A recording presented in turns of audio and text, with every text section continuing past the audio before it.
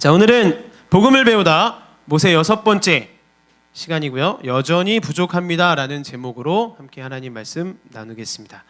출애굽기 벌써 6번째 시간이 됐습니다. 이스라엘 백성을 뒤쫓던 애굽 군대가 지난번 출애굽기 말씀에 이제 전멸했죠. 홍해 바다가 갈라지고 모든 군대가 홍해 바다에 수장됐습니다. 그런데 이제 또 다른 문제가 생겼어요. 자기들을 뒤쫓아오던 이스라엘 군대, 애굽의 군대는 다 이제 없어졌는데, 그 위험은 없어졌는데 이스라엘 백성들한테 또 다른 문제가 생깁니다. 광야를 오랜 시간 동안 걷다 보니까 무슨 문제가 생겼냐? 실질적인 생존의 문제가 생겼어요. 생존의 문제. 먹을 게 부족해졌다는 거죠. 오늘은 이렇게 하나님을 믿고 구원받은 이후에, 내가 하나님 믿고 교회를 열심히 다니고 구원을 받았는데 그 뒤에 나타나는 현실적인 삶의 결핍, 삶의 부족함들에 대해서 함께 살펴보겠습니다. 부족할 때 우리가 어떻게 살아야 할 것인가? 우리의 삶을 세 가지 영역으로 나눠서 살펴볼 건데, 첫째, 관점, 둘째, 행동, 셋째, 의미. 관점, 행동, 의미, 이렇게 나눠서 살펴보도록 하겠습니다. 자, 먼저 관점인데요, 상황이 아닌 시작을 보라는 겁니다. 상황이 아닌 시작을 보라. 오늘 모세는 지금 의도적으로 본문이 일어나는 시간적인 정황을 보여주고 있어요. 시간적인 정황을.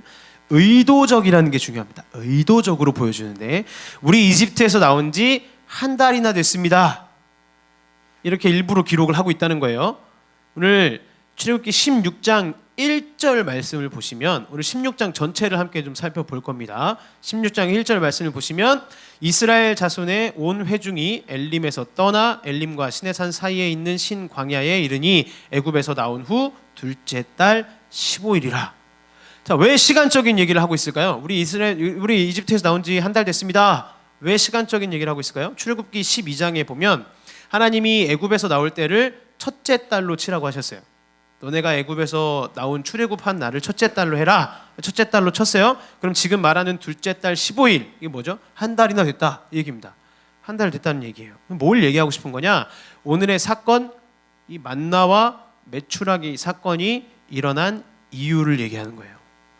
챙겨왔던 양식이 한 달 만에 다 떨어졌다. 이집트에서 나올 때 뭔가 먹을 양식들을 가지고 나왔잖아요. 근데 그게 한 달 만에 다 떨어졌다. 자신들의 삶의 환경이 바뀌면서 이 문제가 생겼다는 겁니다. 애굽에서 나올 때 이스라엘 백성이 양식을 챙겨 나올 수 있도록 하나님이 조치를 하셨죠. 너네들 빨리빨리 신발 신고 집에서 뭐 해가지고 준비해가지고 이걸 다 챙겨 갖고 나가, 이런 말씀을 주셨단 말이에요. 그래서 하나님이 조치를 다 하셔서 양식을 챙겨 나왔어요. 이집트 사람들이 이 이스라엘 백성들이 갈 때 뭔가 먹으라고 챙겨줄 수 있도록 하나님이 조치를 하셨단 말이에요. 그런데 이스라엘 백성들이 어떻게 생각을 했냐? 하나님을 믿었던 백성이니까 이렇게 생각을 했겠죠. 하나님 믿는 사람들이니까, 우리가 이제 이 땅을 떠나는데, 야, 하나님이 주신 식량을 보니까 한 달치네? 그럼 내가 한번 예측을 하나 해볼게. 우리가 목적지에 언제 도착할 거냐면 한 달 뒤에 도착할 거야. 우리가 이 목적지에 한 달 뒤면 도착할 거야. 왜냐하면 하나님이 한 달치 식량을 주셨으니까 이게 하나님의 공급하심이고 메시지다, 이렇게 확신을 했단 말이에요. 근데 한 달이면 도착할 줄 알고 걸어가는데 나는 아직도 광야에 있고 한 달 만에 음식은 다 떨어졌어요. 아직 도착 못했습니다. 공급하시는 하나님을 믿었는데 예측이 어긋났다는 거예요. 예상이 빗나갔어요. 더 이상 쓸 돈이 없습니다. 이 생존의 문제가 현실적으로 닥쳐오기 시작한다는 겁니다. 우리가 제일 어려울 때가 언제냐면, 우리가 생각했던 생존에 대한 예측과 예상이, 그 재정에 대한 예상이 빗나갔을 때예요. 진짜 먹을 것 없어서 고민하는 경우도 있지만, 본문처럼 양식이 없어서 다음 단계로 나아가지 못하고 막혀버리는 이 위기들이 우리의 삶 속에 많이 벌어진다는 거죠. 우리 새내기들 아직은 용돈 받아서 쓸 텐데, 부모님한테 용돈을 받아서 한 달에 20만 원 받았다. 내가 이 20만 원 어떻게 쓰고 어떻게 써야지? 근데 일주일 만에 다 써버렸어. 그런 일이 발생한다는 거죠, 우리 안에. 진학을 해야 되는데 등록금이 없다거나, 결혼을 해야 되는데 모아둔 돈이 없다거나, 재정적인 여력이 그렇게 많지 않다거나, 나이 드신 장년들은 퇴직이 얼마 안 남았을 때 내 연금이 충분히 준비되어 있지 못하고, 이런 상황들. 젊은이나 늙은이나 똑같이 다음 단계의 생존 문제에 대해서 고민을 하기 시작한다는 겁니다. 이게 다가 아니죠. 자꾸 본문을 물질적으로만 생각하지 말고 지금 우리가 인정받고 먹고 사는 수단이 뭔지를 한번 생각해 보세요. 나는 무엇으로 인정받고 나는 무엇으로 먹고 사나? 더 이상 내가 앞으로 나아가기엔 가진 양식이 충분하지 않다고 느낄 때가 너무 많다는 거예요. 내가 앞으로 이렇게 나가야 되는데 내가 가진 게 너무 없다. 자소서에 내 캐리어를 써서 내야 되는데, 내 커리어를 써서 내야 되는데, 저는 고졸입니다. 잘못 얘기했어요. 캐리어가 아니라 커리어인데요. 자소서에 내 커리어를 써서 적어야 되는데 고졸이에요. 그러면 쓸 게 없죠. 그러면 어느 정도 보인다는 거예요. 나는 더 이상 앞으로 나아가지 못할 것이다. 나에게 어떤 한계가 있을 것이다. 나는 고졸이니까. 이런 생각들이 우리의 삶을 계속 지배하게 됩니다. 이 영업 실적으로는 내가 지금 가지고 있는 영업 실적, 내가 막 발로 열심히 뛰었지만 이거밖에 안 되고, 내가 지금 가지고 있는 그 커리어로는 이 회사에서 올라갈 수 있는 길이 정해져 있다는 거예요. 갈 곳이 정해져 있다. 그러므로 다음 양식, 다음 단계는 분명히 막힐 것이다. 이 생각이 우리의 삶을 괴롭힌다는 겁니다. 계속해서. 이 실력으로는 안 된다. 내가 알잖아요. 이 정도 공부에서는, 이 정도 재능으로는 안 될 것 같다. 내가 뭘 하고 싶은데 요거 가지고는 안 될 것 같아. 이게 우리 마음을 괴롭힌다는 겁니다.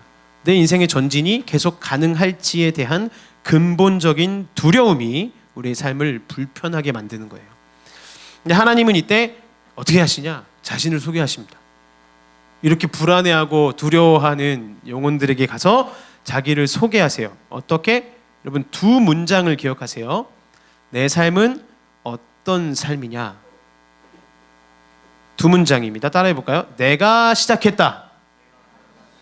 내가 계속한다. 이렇게 말씀하신다는 거예요. 하나님은 우리의 삶의 다음 공급이 끊어졌을 때 내가 시작했고 내가 계속한다. 이게 하나님이 오늘 자신을 소개하시는 방법입니다. 우리 삶을 하나님이 시작하셨기 때문에 하나님이 계속하게 하실 거란 얘기예요. 오늘 16장 6절 말씀 보시면 화면에 나옵니다. 모세와 아론이 온 이스라엘 자손에게 이르되 저녁이 되면 너희가 여호와께서 너희를 애굽 땅에서 인도하여 내셨음을 알 것이요. 여러분, 이 문장에서 주어가 누구예요? 주어가 누구죠? 자, 여호와께서 애굽 땅에서 인도해낸 존재고 광야 길을 걷도록 인도하신 그 존재가 누구라고요? 하나님이다.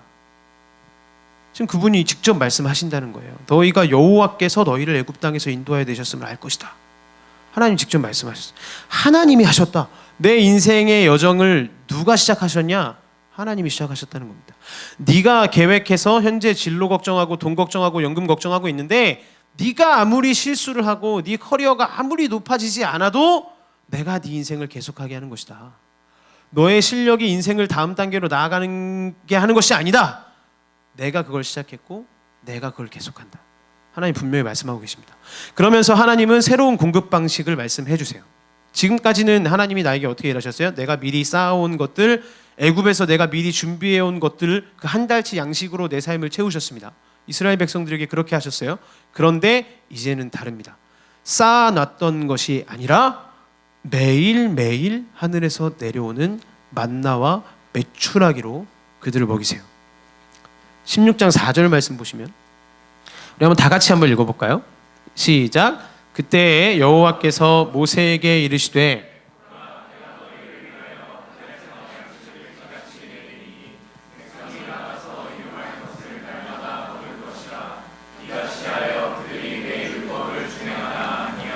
내가 시험하리라. 아멘.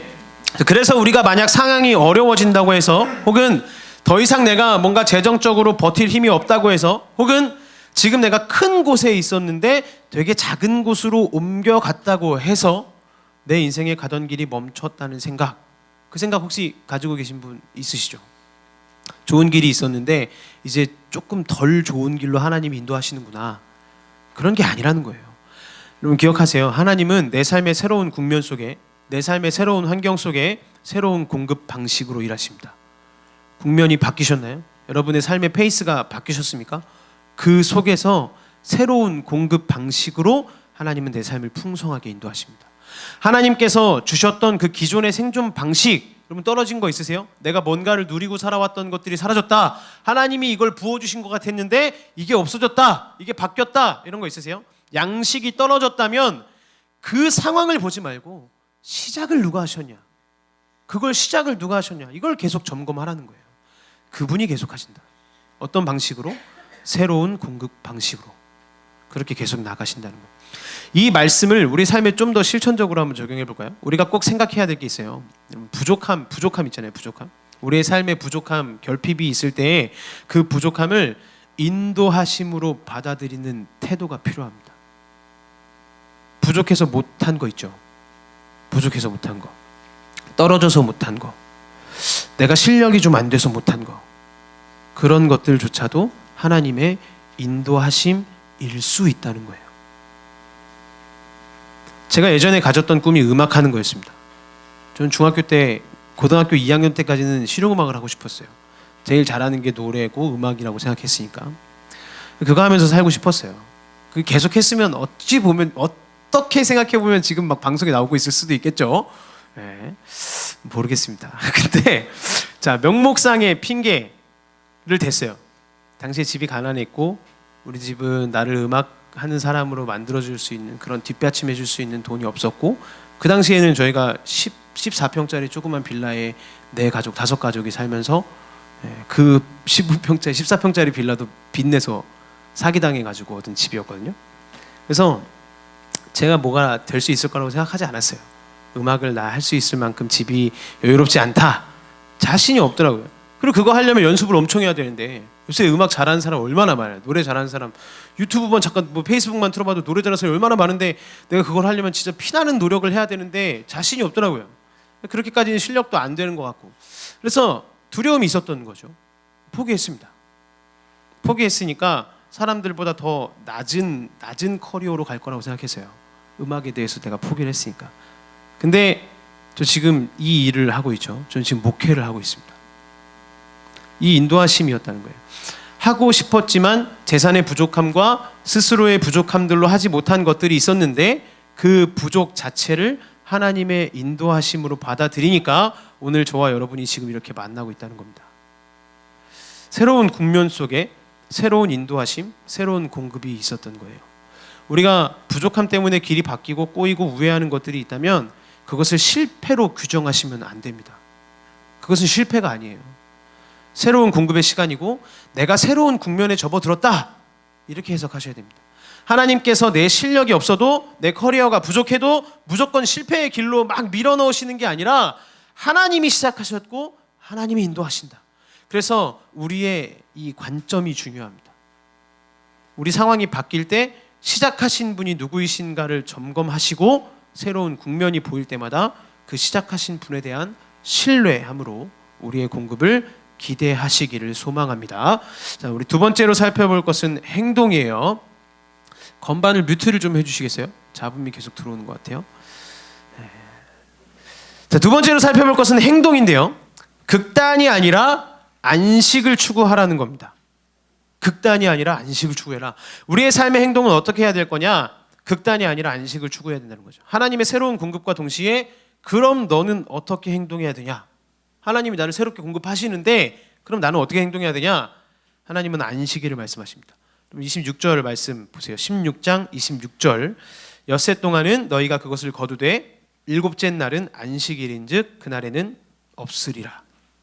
행동의 원칙을 주셨어요. 6일 동안 아침에 나가면 네가 먹을 만나를 구할 수 있을 거다, 이 말이죠. 6일 동안은 만나를 구할 거다. 그러나 일곱째 날은 일하지 말아라. 왜요? 일해봐야 거둘 수 없을 거다 라고 말씀하시는 거예요. 하나님의 창조 중에 아주 중요한 부분인 안식의 개념을 오늘 본문에서도 말씀하시는 거예요. 6일 동안 일하고 하루는 하나님을 신뢰하고 쉬어라. 하나님의 공급을 충만히 누릴 수 있는 방법은 성실함이 아니라는 걸 말하는 겁니다. 성실이 아니라 하나님의 방법대로 행동하는 것이 하나님이 공급하시는 방법이라는 거예요. 하나님이 6일 동안 세상을 창조하셨죠. 그리고 하루 쉬셨습니다. 사람들이 물어봐요. 왜 하나님이 쉬셨습니까? 하루 왜 쉬셨어요, 하나님이? 하나님 피곤해서 주무셨나요? 그게 아닙니다. 그죠? 우리에게 그 질서를 보여주시기 위함이었어요. 7은 무엇을 의미하냐? 하나님께서 통치하시기에 완전하다. 이걸 상징하는 게 7일째 안식입니다. 하나님께서 통치하시기에 완전하고 더 이상 손댈 것도 건드릴 것도 없다. 이겁니다. 너의 삶은 충만해질 거다. 네가 일하지 않아도, 네가 열심히 하지 않아도, 네가 7일째에 그렇게 노력하지 않아도 누릴 수 있는 삶을 경험할 수 있다. 이것을 상징하는 게 7일째 안식이라는 거예요. 그러니까 6일 동안 일해라. 다만 너의 삶은 이것으로 사는 게 아니라 내가 공급하는 삶이다. 이걸 인정하는 삶이 안식일의 개념입니다. 여러분 잘 이해하셔야 돼요. 제가 지금 여러분들한테 그래서 여러분 무조건 쉬고 노십시오. 하나님 채우십니다. 이런 얘기를 하고 있는 게 아닙니다. 열심히 일을 해야 됩니다. 6일 동안 열심히 일을 해야 되는데 우리의 생각이 바뀌어야 된다는 거예요. 그 6일 동안 내가 열심히 일해왔기 때문에 내 삶이 풍족해지는 게 아니라 결국 내 삶의 풍족을 결정하는 요소는 하나님이라는 겁니다. 이걸 인정하는 삶이 안식일을 온전히 받아들인 삶이에요. 그럼 단순히 그냥 7일째는 와서 예배만 드리면 됩니까? 7일째 그럼 하나님이 일하지 말라셨으니까 교회 나와서 예배 드리면 되지. 이 안식이라는 것은 우리의 삶의 일주일을 바라볼 때 극단적인 두 가지 태도를 피하게 하는 거예요. 그래서 중요합니다. 극단적인 두 가지 태도를 피하게 해요. 우리의 삶을 이렇게 바라봐야 된다는 거예요. 우리는 두 가지의 극단을 행동하고자 하는데 하나는 극단적인 게으름이고 다른 하나는 극단적인 경쟁이에요. 극단적 게으름과 극단적 경쟁. 이 두 가지를 하나님께서 안식이라는 것을 통해서 경계하시는 겁니다. 자, 극단적 게으름을 먼저 한번 볼까요? 성경 분명히 하나님이 공급하신다 이렇게 말씀하셨지만 동시에 어떻게 말씀하셨냐? 부자이든지 가난한 자이든지 식솔이 많은 자이든지 작은 자이든지 아침에 일찍 일어나지 않으면 먹을 것을 얻을 수 없다 말씀하십니다. 16장 21절 한번 보세요. 무리가 아침마다 각 사람은 먹을 만큼만 거두었고 햇볕이 뜨겁게 쬐면 그것이 쓰러졌더라. 태양이 중천에 뜨면 먹을 양식이 다 사라진다는 얘기예요. 무슨 뜻일까요? 공급에는 시기와 타이밍이 있다는 겁니다. 하나님의 공급에는 타이밍이 있어요. 이 공급은 누구를 통해서 오는 거냐? 내 삶에서 손에 땀을 흘려서 일함을 통해서 주어진다는 겁니다. 내가 직접 거둬야 되잖아요. 우리는 종종 어떤 극단적 태도로 성경을 지적하는 거냐면 하나님이 먹을 거 주시니까 가만히 있자. 하나님이 먹을 거 주신다며. 내가 뭐하러 이래? 하나님의 공급은 그런 게 아니라는 거예요. 나의 움직임과 내 손을 통해서 주어지는 겁니다. 그 게으름을 숨기면서 저는 하나님이 주실 거라고 믿어요. 그래서 계속 큐티합니다. 말씀 막 읽고 만나와 메추라기 본문을 막 맨날 묵상해요. 그런다고 우리한테 오는 게 아니에요. 아침에 큐티가 끝나고 일하러 나가야 된다는 겁니다. 아침에 성경 말씀을 읽고 묵상했으면 그것을 가지고 내 일터로 나가야 된다는 거예요. 그것이 학교든 직장이든 내 사업장이든 가정이든 내가 지금 살아내야 하는 그곳으로 나아가야 되는 겁니다. 지하철에서도 계속 큐티만 해야 되는 게 아니라 오늘 큐티를 했으면 내가 오늘 팀장님한테 무슨 얘기를 해야 될지, 내가 오늘 교수님한테 어떤 모습을 보여야 될지, 내가 오늘 시험을 준비하고 시험 보러 가면서 어떻게 해야 될지 현실적으로 고민을 해야 된다는 거예요. 내 손을 통해서 공급하심이 분명히 있다고 하나님 말씀하고 있으십니다. 반대의 경우도 있죠. 성경의 중요한 경우가 뭐냐? 내가 지금 여유 있다고 생각하시는 분, 남들보다 나는 연봉이 좀 많고 나는 공무원이야. 그래서 나라가 망하지 않는 한 월급 계속 들어온다. 제가 군인 때 그랬어요. 전 장교니까 나름 그 공무원이었잖아요. 나라에서 돈을 받고 일하는 사람이라 나라가 명하지 않는 이상은 나는 돈을 계속 받겠구나. 잘 받겠다. 이런 편안함들이 있었어요. 이런 좀 여유가 있었습니다. 이런 생각들, 내가 내 직업과 내 능력과 쌓아둔 걸로 공급받을 수 있다고 생각하시는 분들, 그것도 하나님이 원하시는 생각이 아니라는 겁니다. 성공했다고 생각하는 사람, 내가 여유 있다고 생각하는 사람도 시기마다 타이밍마다 게으르지 않고 부지런히 일해야 된다는 거예요. 우리가 이 시대에 가난하던 부자던 이 극단적인 게으름을 피하지 않으면 자꾸 우리가 남을 막고 남을 규제하고 이렇게 돼버린다는 거예요. 여러분 잘 알고 계시는 숙박 사업을 하나 소개하려고 하는데 저랑 전혀 관계없는 곳입니다. 그냥 소개하는 거예요. 자, 에어비앤비 혹시 아세요? 에어비앤비 아시죠? 개인의 집을 숙소로 공유하는 거죠. 내가 호스트가 돼서 내 빈방에 와서 묵었다 가세요. 그리고 나한테 얼마를 이렇게 지불하는 거죠. 그 손님이. 이런 시스템이에요. 처음에 이 사업이 여러분 얼마나 무시당했는지 아세요? 진짜 무시당했습니다. 투자자를 막 찾았어요. 근데 투자자가 미팅을 하다가 먹던 커피를 반을 넘게 남겨두고 그냥 갑자기 일어서서 막 나가버립니다. 그걸 인정하지 않는 거죠. 막 커피를 마시면서 막 얘기를 듣다가 에이씨 이러고 나가는 거예요. 뭐 이런 사업을 해. 그 이분이 화장실 가는 줄 알았대요. 화장실 가는 줄 알았대요. 근데 기다렸는데 안 돌아오는 거죠. 들어볼 필요도 없다는 생각을 갖고 가버린 거예요. 그런데 지금 어때요? 지금 전 세계적으로 성장했습니다. 워렌 버핏이 뭐라고 말할 정도냐면 야 내가 젊었을 때 이 생각을 왜 못했을까? 이렇게 말할 정도로 성장했어요. 이 사업이. 지금 아직도 성장이 그치지 않는 기업이 되어버렸습니다. 근데 이 사업의 경쟁자가 누구겠어요? 호텔이겠죠. 숙박업소들이겠죠. 근데 기존의 전통적인 숙박업체들, 전통적인 내 사업에서 먹고 살 수 있다는 생각, 이 견고한 진이 점점 무너지기 시작하니까 사람들이 스스로의 게으름을 막아내기 위해서 어떻게 하냐? 규제하기 시작합니다. 그 에어비앤비를 막 막아서요. 그래서 에어비앤비 막 공격하고 여기를 무너뜨리기를 제일 원하는 도시가 뉴욕이래요. 뉴욕은 세계에서 경제적으로 가장 첨단을 달리고 있고 엘리트 중에 엘리트들이 모여있는 곳인데도 가장 규제하고 싶은 게 뭐냐? 호텔에 대한 내 가치를 지켜내는 거. 그래서 그 에어비앤비를 엄청나게 규제를 한답니다.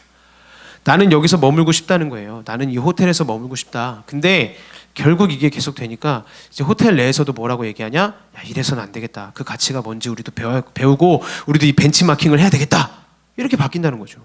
성경은 앞서 나가서 일하는 사람들, 앞서서 일하는 사람들을 막는 구조에 대해서 사람들을 규제한다고 되는 게 아니다 라고 명확하게 말하고 있습니다. 내가 게으른 것에 대해서는 분명히 책임이 있어요. 내 손으로 이해해야 되고 가난한 자든 부한 자든 내가 끊임없이 일해야 된다는 겁니다. 20살들 고3 때 공부 열심히 하셨죠. 그죠? 기도만 한다고 하나님 저 이번에 꼭 수능을 잘 봐야 되겠습니다. 지혜를 주십시오. 그리고 기도를 했는데 공부를 하나도 하지 않았을 때 성적이 오르던가요? 그런 일은 없습니다. 같이 공부를 병행해야 되는 거죠. 예전에 어떤 한 아줌마가 이것저것 너무 많이 실패를 하다가 1987년에 신림동에 5평짜리 골목집이라는 밥집을 하나 차립니다. 골목집. 근데 장사가 너무 안 돼가지고 또 망할 것 같아요. 또 망하겠네. 고민을 막 하다가 내가 잘하는 건 김치를 담그는 거다. 그래서 김치를 담그서 이제 고기에다가 그 담근 김치를 싸서 팔기 시작합니다. 이게 빠르게 입소문을 타고 막 성장하기 시작했는데 이게 뭘까요? 89년에 신림에서 시작된 놀부보쌈이에요. 놀부보쌈이 이렇게 시작됐습니다. 지금 이제 30년 넘어가는데 2000년대에 접어들면서 전국에 수백 개 가맹점을 내기 시작했어요. 시장에서 막 치열하게 뭐 동반 성장 이런 거 없었어요. 그냥 치열하게 살아남으면서 계속 간 거예요. 다른 업체들 보쌈집 되게 많잖아요. 다른 업체들 그냥 치열하게 막 싸우면서 막 그냥 간 겁니다. 근데 너무 잘 나가니까 뭐라 그러냐면 야 너네 더 이상 점포 내지 마. 규제를 시작했다는 거예요. 동반성장위원회라는 곳에서 규제를 때립니다. 너네 더 이상 점포 내지 마. 무슨 소리냐? 내 규제하지 말아라. 내가 뭘 잘못했냐? 나는 반발을 막 합니다. 신림시장 뒷골목에서 내가 20년 넘게 보쌈만 팔았는데 내가 그렇게 고군분투하고 부지런해가지고 내가 성공한 게 나쁜 거냐? 내가 왜 너희들한테 규제를 당해야 되냐? 이렇게 막 외쳤다는 거죠. 그러니까 프랜차이즈는 무조건 나쁜 건가? 성경은 그렇게 말하지 않는다는 거예요. 경쟁을 키울 수 있도록 돕고 사람들이 자기의 것을 꽃피울 수 있도록 돕는 것, 이렇게 해야지. 게으른 사람들 그래도 그냥 무조건 도와줘야 된다, 이렇지 않다는 겁니다. 잘하는 사람들 그냥 그들을 규제하고 막는다고 되는 게 아니라는 거예요. 여러분, 제가 이렇게까지 막 좀 어려울 수 있는 얘기를 드리는 이유는 여러분의 부지런함을 객관적으로 평가하십시오. 게으름은 핑계 댈 수 없는 거예요. 하나님, 제가 힘든 게 뭐냐면요, 제 옆에 있는 사람, 잘하는 사람 너무 많아요. 제 옆에 공부 잘하는 사람도 일 잘하는 사람도 뭐가 이렇게 능력이 있는 사람들이 너무 많아요. 저는 이 세상이 두렵습니다. 저는 재능이 없어요. 그래서 가만히 있을 거예요. 저는 밖에 나가봐야, 어디 가봐야, 공부해봐야 합격도 못할 것 같고 뭐 이루지 못할 것 같아요. 거두지 못할 것 같아요. 저는 가만히 있겠습니다. 성경은 그걸 지지하지 않는다는 겁니다. 하나님의 공급을 믿고 나가서 만나를 거두는 자는 분명히 그 전인적인 삶이 풍성해질 것이다. 하나님 이렇게 약속해 주셨어요. 16장 18절 말씀 화면 보고 한번 다 같이 읽어보겠습니다. 시작. 오멜로 되어 본즉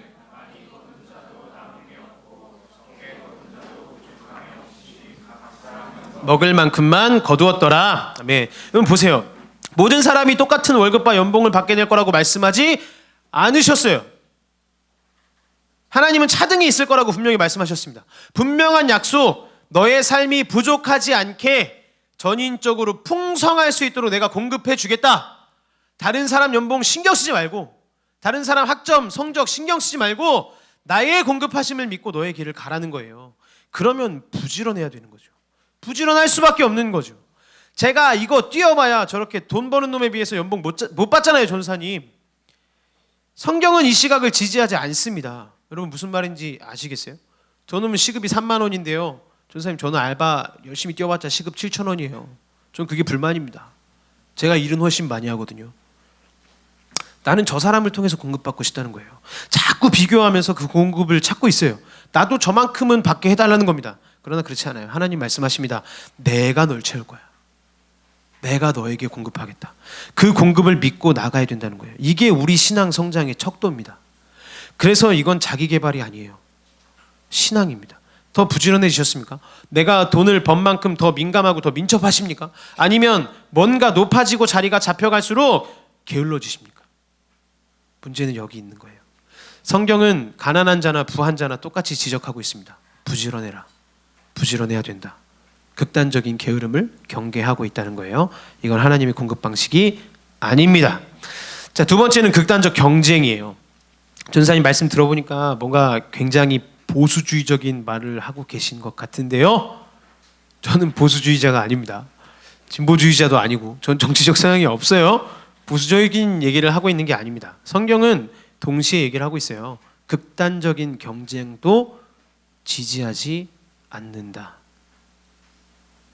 그러면 일 잘하는 사람들 있잖아요. 아침에 나가가지고 일찍 나가서 막 싹 걷어버리는 사람들 있잖아요. 내가 일을 잘하니까 이 거두는 스킬이 막 좋은 일에 일가견 있는 분들 우리 주위에 한두 분씩 딱 있죠. 이 사람한테 뭔가 맡겨놓으면 내가 하면 막 5시간 걸릴 일 이 사람 2시간 만에 끝내버려. 이런 사람들이 있어요. 이런 사람들이 있을 수 있어요. 그러나 성경은 그것도 경계합니다. 27절 말씀 보시면 일곱째 날에 백성 중 어떤 사람들이 거두러 나갔다가 얻지 못하니라. 6일만 일하고 쉬라 그랬어요. 6일만 일하고 하루 쉬라 그랬어요. 더 일하면 오히려 얻지 못할 거라고 말씀하셨습니다. 성경은 공급이 나의 성실함을 통해서 오는 게 아니라 하나님이 공급하신다. 이걸 인정해야 됨을 말하고 있어요. 일 잘하는 사람들은 어떻게 생각하냐면 내 자신이 더 많이 일할수록 안전해질 수 있다고 생각해요. 내가 더 많이 일하고 내가 더 열심히 할수록 나는 안전해질 거다. 근데 성경은 의도적으로 지금 그걸 막고 있습니다. 쌓는 것을 통해서 남들보다 더 일찍 일어나고 남들보다 더 민첩하고 남들보다 더 일 잘함을 통해서 내 생존을 찾고 있는 사람들, 그래서 내가 더 저축을 하고 있는 사람들, 남보다 더 했으니까 나는 괜찮을 거라고 생각하는 사람들, 그 사람들 다 곧 썩게 될 거다 말씀하시는 거예요. 20절 말씀, 16장 20절 말씀입니다. 그들이 모세에게 순종하지 아니하고 덜어는 아침까지 두었더니 벌레가 생기고 냄새가 난지라 모세가 그들에게 노하니라. 내가 얻은 게 아니라는 거예요. 지금 성경이 계속해서 강조하고 있는 게 뭐예요? 나의 물질은 내 성실을 통해서 오는 게 아니라 하나님이 공급하시는 것이다. 이걸 계속 강조하는 거예요. 그래서 내 소유와 내 시간까지도 하나님께서 주신 것이기 때문에 내가 마음대로 누릴 수 있는 게 아니라 나의 필요를 채울 뿐만이 아니라 하나님께서 원하시는 이 창조 질서를 풍성하게 하고 내 삶을 풍성하게 하는 데에 그 하나님께서 원하시는 대로 내 소유와 내 시간을 사용하는 청지기가 돼야 한다. 지금 이 관점을 계속해서 강조하는 겁니다. 성경이. 프랜차이즈 얘기 하나만 더 해볼게요. 이디야 커피 아시죠? 여기 백마 학원가에도 하나 생겼더라고요. 이디야 커피. 보통은 프랜차이즈 사업을 어떻게 하는지 아세요? 이 가맹점을 막 늘려요.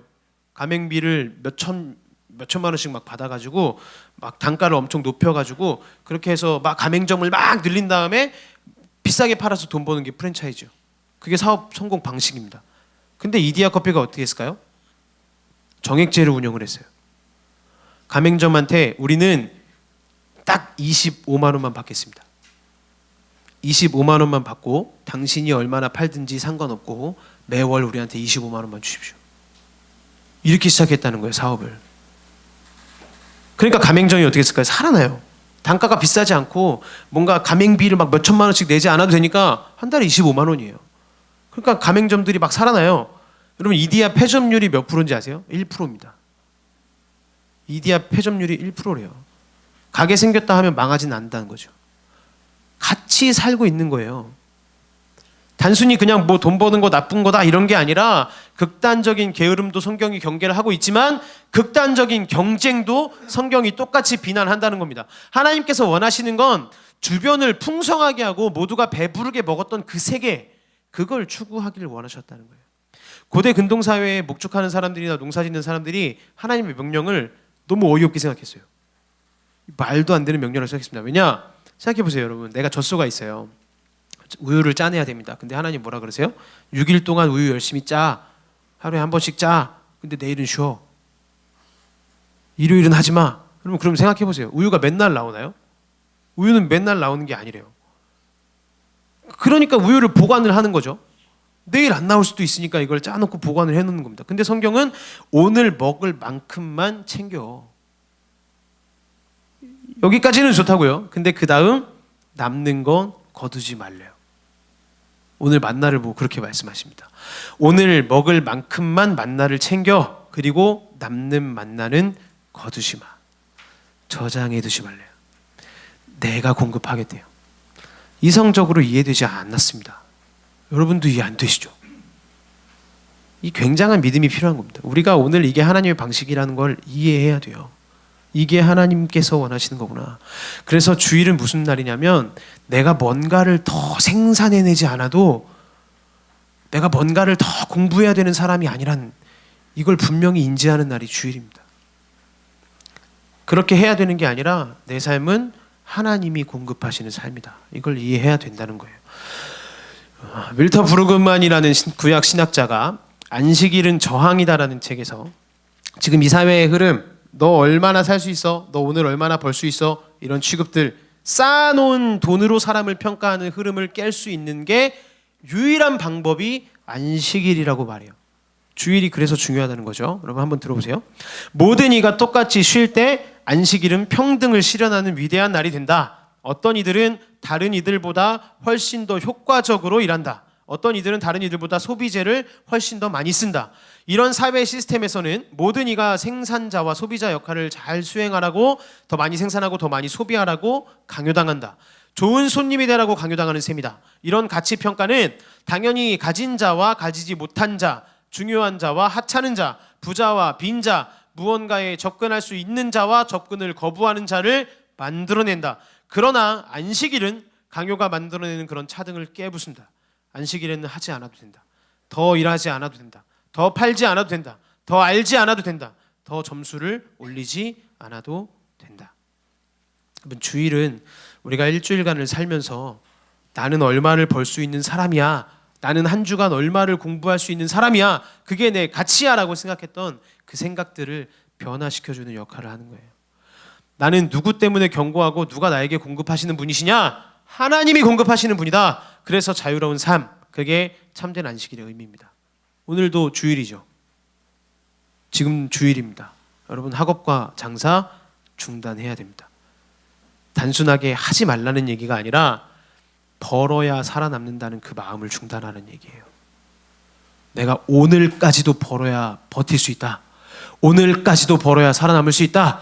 오늘까지도 공부해야만 나는 합격할 수 있다. 이 생각, 이 마음을 버리라는 겁니다. 전사님, 그러면 제 수입이 부족해지는데요? 그거예요. 전사님, 그렇게 공부 주일날 안 했다가 제 점수 떨어지면 어떡해요? 그게 믿음이라고요. 하나님은 그때 공급하시겠다고 약속해 주셨습니다. 이 두 가지의 극단을 피해야 한다는 것이 오늘 성경의 메시지예요. 마지막 의미입니다. 의미. 시선과 우리 관점과 행동을 살폈죠. 마지막 의미는 뭐냐? 물질이 아니라 신뢰를 발견하라는 거예요. 우리의 삶의 의미를 물질이 아니라 신뢰에 두라는 겁니다. 본문은 이 힘든 광야 같은 우리의 삶 속에서 어떻게 하면 하나님이 내 필요를 채워주시는가, 이걸 나타내고 있지 않아요. 더 큰 의미를 보여줍니다. 이스라엘 백성이 지금 막 원망을 하고 있는데 만나를 주시면서 하나님 뭐라 그러세요? 이 제도를 만든 이유를 분명하게 말씀하고 계십니다. 4절 말씀 다시 한번 보시면, 그때 여호와께서 모세에게 이르시되 보라, 내가 너희를 위하여 하늘에서 양식을 비같이 내리니 백성이 나가서 일용할 것을 날마다 거둘 것이라. 이같이 하여 그들이 내 율법을 준행하나 아니하나 내가 시험하리라. 목적, 그냥 먹고 살게 해주기 위해서가 아니다.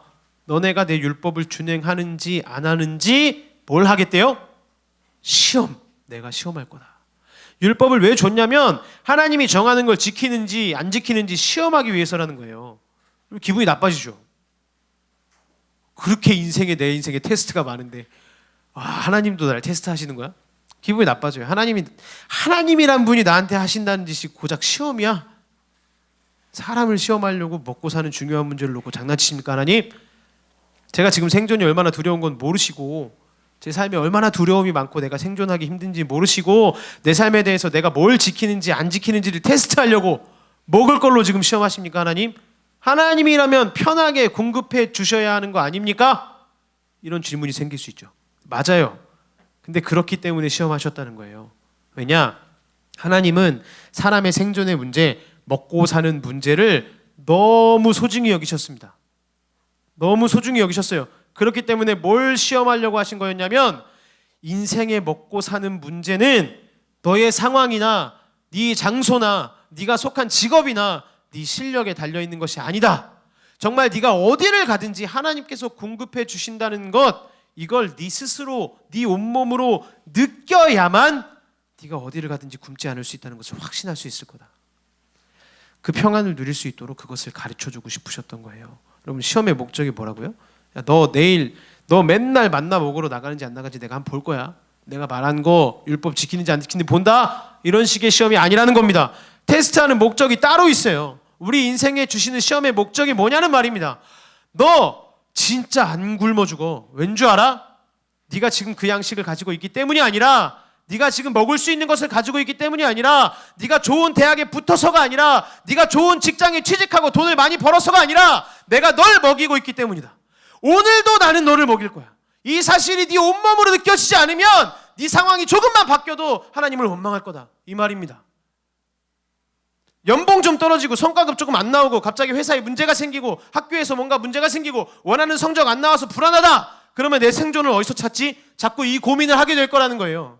다른 데서 또 고민을 찾으려고, 다른 데서 그 생존을 찾으려고 고민하게 된다는 겁니다. 하나님은 우리에게 단순히 만나라는 물질을 주시고자 한 게 아니라 그 신뢰함을 주시고 싶으셨던 거예요. 나한테 아무것도 없어도 내가 하나님으로 인해 살 수 있다는 그 신뢰를 나한테 주고 싶으셨던 겁니다.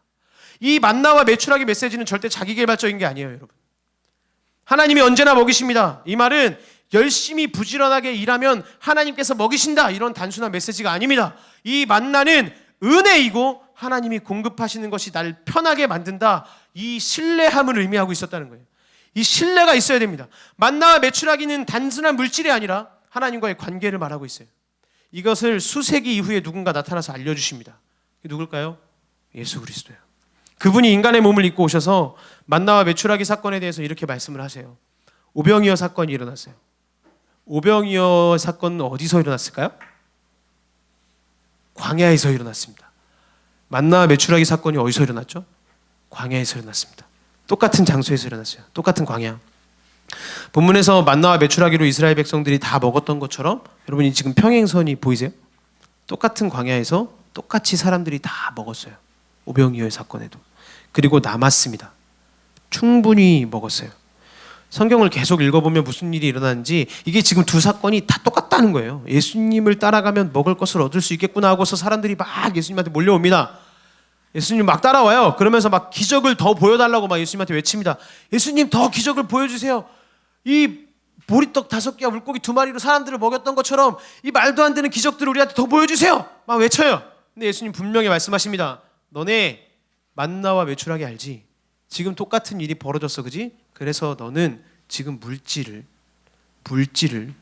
먹을 것도 나한테서 얻을 수 있다고 생각해서 나한테 오는구나. 물질을 바라고 나한테 오는구나. 내가 지금 너에게 주려고 했던 메시지는 그게 아니야. 그러면서 자신을 이렇게 소개하세요. 요한복음 6장 35절 화면 보고 다 같이 읽어보겠습니다. 시작. 예수께서 이르시되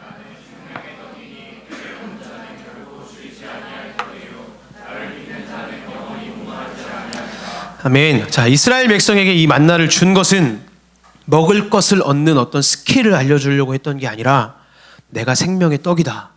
만나는 이스라엘 백성을 일시적으로 만족시켰지만 나는 누구에게나 영원한 만나이고 충분한 만나이고 완전한 만나다. 이겁니다. 만나는 예수님을 가리키고 있었다는 거예요. 이어서 나오는 6장 51절 보세요. 나는 하늘에서 내려온 살아있는 떡이니 사람이 이 떡을 먹으면 영생하리라. 내가 줄 떡은 곧 세상의 생명을 위한 내 살이니라 하시니라. 이게 도대체 무슨 말이에요? 여러분, 이게 도대체 무슨 말입니까? 우리는 이제 이 생각만 하면서 살면 됩니다. 어떤 생각이요? 내가 이 땅을 살아가면서 공급에 대한 흔들림, 그 부족함 때문에 내 삶이 흔들릴 때 있죠. 그때마다 어떤 확신을 가져야 되냐? 하나님은 내 삶을 대신해서 내 인생이 하나님께 영원한 공급을 받기 위해 스스로 자신의 몸을 찢어서 십자가에 못 박혀 죽으신 분이라는 거예요. 그래서 이 땅에서의 내 삶은 내 양식이 떨어질 때마다 독특한 공급을 경험한다는 확신을 가질 수 있는 겁니다. 내 삶의 영원한 죽음의 문제를 대신해서 하나님께서 자신의 삶을 모두 찢으셨고 십자가에 못 박혀 죽으셨어요. 그래서 내 삶의 일시적인 공급에 부족함이 있어도 내 삶에 뭔가가 잘 이루어지지 않고 지금 뭔가 결핍이 있고 부족해 보여도 하나님은 내 삶에 공급하신다는 것을 알 수 있다는 겁니다. 누구를 통해서? 예수님을 통해서. 생각해 보세요, 여러분. 우리가 살 때 계속 공급이 부족해요. 그죠? 채워지지가 않는 것 같습니다. 물질도 부족한 것 같고 관계도 부족한 것 같고 직업도 성적도 다 부족한 것 같아요. 그런데 우리의 삶을 이제는 다르게 해석해야 된다는 겁니다. 하나님의 목적, 물질을 공급해 주고 싶었던 게 아니라 공급하는 사람은 나다. 공급하는 존재는 하나님이시라는 걸 끝까지 알려주고 싶으셨던 겁니다. 그러면 하나님 말씀대로라면 우리의 삶에 계속 뭔가를 공급하실 거예요. 그죠? 내가 공급하는 사람이다. 내가 공급하는 존재다. 그럼 하나님이 우리의 삶에 뭔가를 계속 공급해 주시는 거예요. 지금도 공급하고 계실 겁니다. 근데 왜 우리 삶이 완벽하지가 않죠? 근데 왜 우리의 삶이 부족함이 있죠? 우리 삶에 계속 채워주셔야 되잖아요. 여러분 기억하십시오. 이 땅의 삶은 결국 마지막에 사람의 모든 양식이 다 떨어지는 삶입니다. 지금 공급을 막 쭉 받다가도 결국 마지막에는 모든 사람이 모든 인생의 양식이 다 떨어지는 날이 와요. 그게 언제일까요? 죽음의 순간이죠.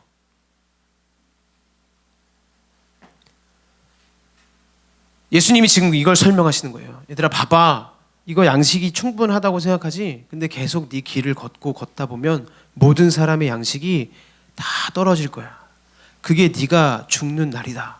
죽음이라는 건 모든 사람이 가진 양식이 다 떨어져 버리는 날이야. 근데 내가 왜 너의 양식이냐? 너는 죽음으로 끝나지 않고 부활, 넌 다시 살아날 거야. 왜냐하면 내 몸을, 내 살을 찢어서 네 삶의 양식이 됐기 때문이다. 예수님 말씀하시는 게 이 뜻입니다. 우리는 그래서 영생을 얻었어요. 이게 양식입니다. 그럼 이 땅의 삶은 뭐예요? 하나님, 왜 충분히 채워주지 않으세요? 왜 내 삶에 이렇게 부족함을 남겨두세요? 왜 그렇게 기도해도 나에게 얻는 게 없게 하십니까? 이렇게 묻는 게 아닙니다, 여러분. 왜 연봉 더 많이 안 주세요? 왜 이 학교 난 안 붙여주십니까? 왜 이걸 채워줄 생각 안 하세요? 왜 나는 언제까지고, 왜 나는 아직까지도 뭔가 시작도 못하고 있는 겁니까, 하나님? 이렇게 생각할 것이 아니라 부족이 있을 때마다 경험해야 하는 겁니다. 하나님이 공급하시는구나. 하나님이 양식이시구나. 예수님이 만나이시구나. 이걸 우리 삶에 부족한 순간마다, 결핍이 있을 때마다 매 순간 체험해 나가야 되는 거예요. 그리고 인생의 마지막에 진짜 양식이 다 떨어졌어도 확신할 수 있는 거예요. 다시 살 거야. 그분이 내 양식이시거든. 여러분, 이것을 경험하고 훈련하는 장이 우리 인생입니다. 그래서 이 땅에 있는 잠깐의 물질들에 대해서 우리가 집착하지 않을 수 있는 거예요. 이 믿음이 있다면, 이 신뢰가 있다면. 오늘 연봉 수준을 근거로 해서, 내가 처한 환경을 근거로 해서, 내가 써놓은 대학을 근거로 해서 내 삶에 직면하고 있는 부족함의 문제로 하나님의 공급하심을 폄하하고 외면하고 계신 분이 있으시다면 다시 생각해 보시길 축복합니다. 여러분, 인생의 목표를 다시 설정하세요. 시험의 목적은 한 가지입니다. 하나님이 공급하신다는 그것을 체험하는 것. 그 목적을 이해하시고 오늘도 내일도 매 순간 하나님의 공급하심을 경험하기 위해 그분과의 관계에 힘써 나가시는 모든 청년들의 삶이 되시기를 주님의 이름으로 축복합니다. 아멘. 기도하겠습니다. 함께 찬양할게요.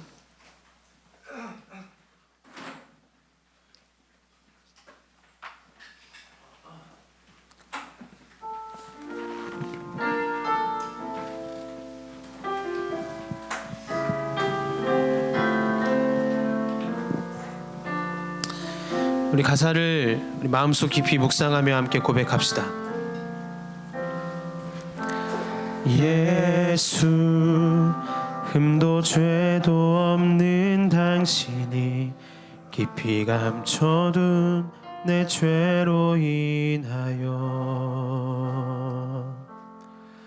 하나님의 어린 양 속죄의 제물 되어 저주받은 나무에 달리셨네.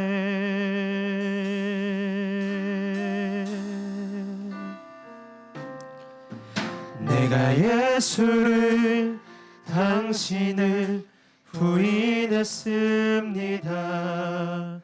내가 예수를 당신을 못 박았습니다.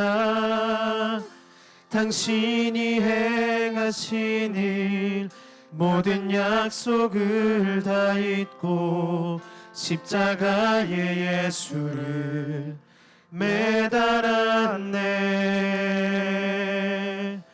내가 예수를 당신을 부인했습니다. 내가 예수를 당신을 못 박았습니다.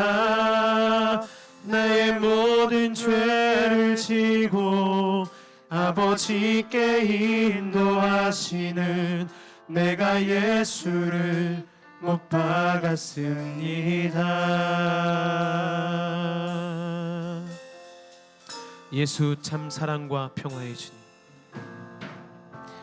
예수 참 사랑과 평화의 주님, 소망 없이 멀어진 우리를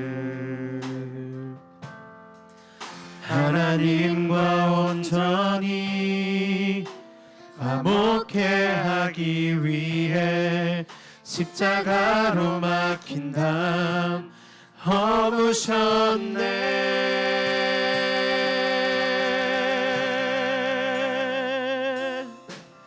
내가 예수를 당신을 부인했습니다.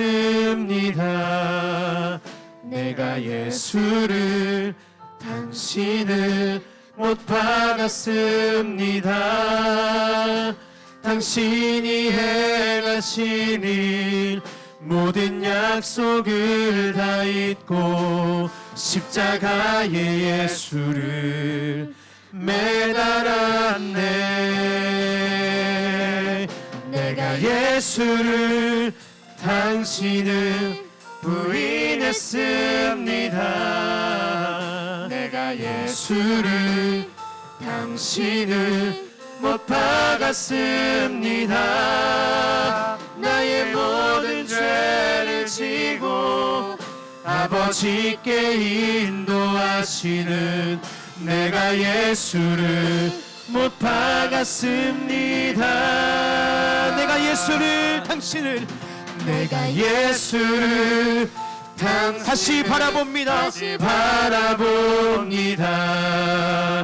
내가 예수를 당신을 사랑합니다. 당신이 행하신 일 흔들리지 않는 사랑 깨지지 않는 약속 붙들겠네. 내가 예수를 당신을 다시 바라봅니다. 내가 예수를 당신을 사랑합니다. 갚을 수 없는 사랑 아버지께 인도하시는 내가 예수를 사랑합니다. 내가 예수를 당신을 다시 바라봅니다. 내가 예수를 당신을 사랑합니다. 갚을 수 없는 사랑 아버지께 인도하시는 내가 예수를 사랑합니다.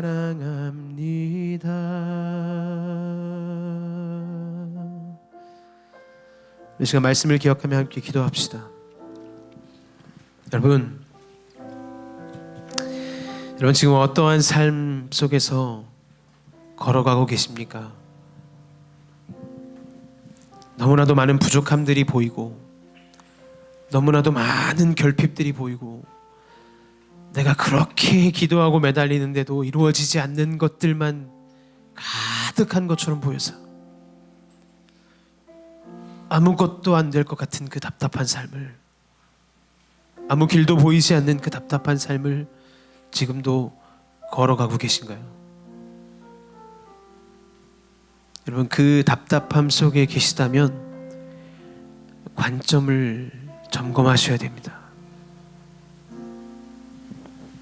나는 무엇을 나의 공급으로 바라보고 있는지, 내 삶에 뭔가 이루어지고 내 삶에 뭔가 채워지고 내 삶에 뭔가 해결되어지는 것만이 나의 공급으로 생각하고 있는 건 아닌지, 하나님은 매일매일의 삶 속에서 나를 채워주시겠다고, 매일매일의 삶 속에서 나에게 공급하시겠다고, 네가 필요한 만큼, 너도 알지 못하는 너의 필요를, 너가 인지하지 못하고 있는 그 너의 필요한 만큼을 내가 채워주겠다 약속하시는데, 그 채워주시는 은혜를 바라보지 못하고 하나님 이것은 왜 안 들어주십니까?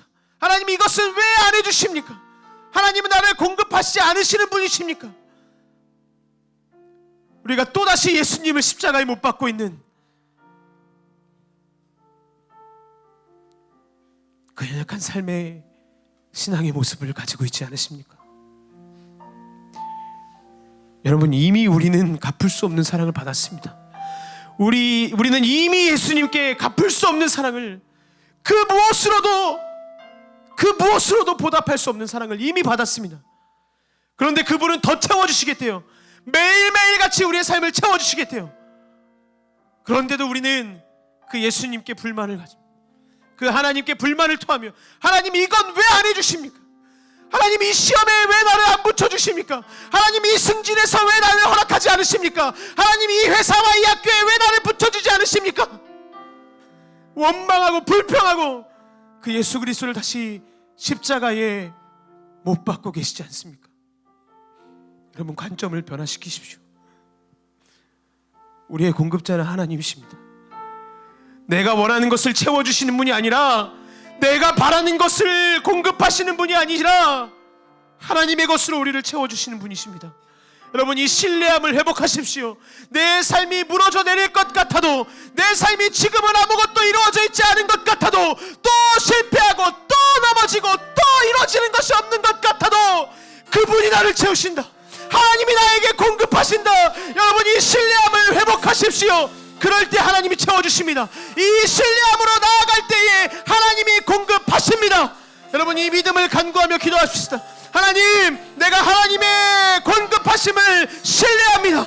하나님이 채워주심을 신뢰합니다. 나의 연약한 믿음을 내려놓고 다시 한번 내가 예수 그리스도를 십자가에 못 박고 있는 죄악들을 다 내려놓고 이미 나에게 갚을 수 없는 사랑을 부어주신, 나에게 매일매일의 공급함으로 채워주시는 예수 그리스도의 능력을 붙잡고 내 삶의 신뢰함을 회복하며 나가기를 소망하오니, 주님 나를 붙잡으시고 주님 나에게 그 신뢰함을 회복시켜 주시옵소서. 우리 시간 간절한 소망의 마음을 가지고 주님의 이름 한번 부르고 다같이 통성으로 기도합니다. 주여,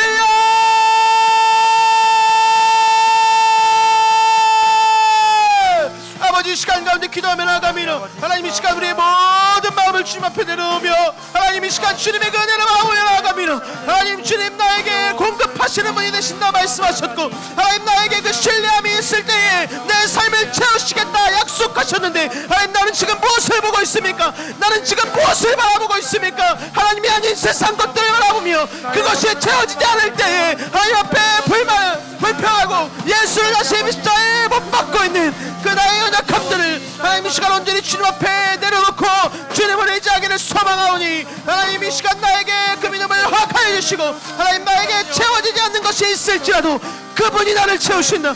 그분이 나를 채워주신다.